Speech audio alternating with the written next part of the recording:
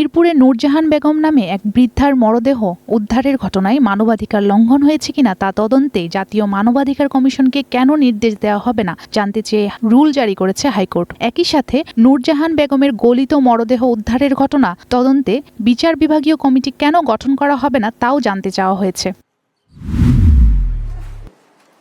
তরুণ উদ্যোক্তাদের সরকারি সহায়তায় শিগগিরই ওয়ান স্টপ সার্ভিস চালু করবে সরকার। তরুণদের আরও দক্ষ উদ্যোক্তা হিসেবে গড়ে তুলতে বিশ্ববিদ্যালয়গুলোতেও স্থাপন করা হবে ক্যারিয়ার সেন্টার। রাজধানীর BIISS অডিটোরিয়ামে এক সেমিনারে একথা জানান প্রধানমন্ত্রী কার্যালয়ের SDG বিষয়ক মুখ্য সমন্বয়ক SM আব্দুল আওয়াল।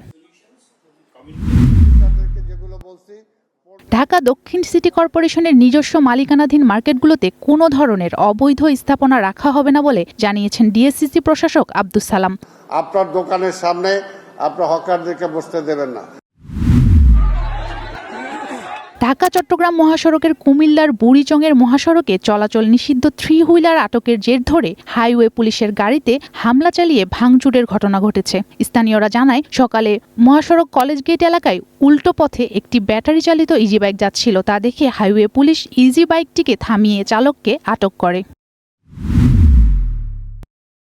নোয়াখালীর বেগমগঞ্জে এক যুবককে অপহরণের চেষ্টা ও গুলির ঘটনা ঘটেছে। পুলিশ জানায়, সকালে রাস্তার পাশে ফারুক নামে এক ব্যক্তি চায়ের দোকানে আড্ডা দেওয়ার সময় CNG চালিত অটোরিকশায় তুলে অপহরণের চেষ্টা করে কয়েকজন মুখোশধারী। পরে ফারুকের 2 পা লক্ষ্য করে কয়েক রাউন্ড গুলি ছোড়ে পালিয়ে যায় দুর্বৃত্তরা। এই ঘটনায় জড়িতদের গ্রেফতারে অভিযান চলছে বলে জানায় পুলিশ।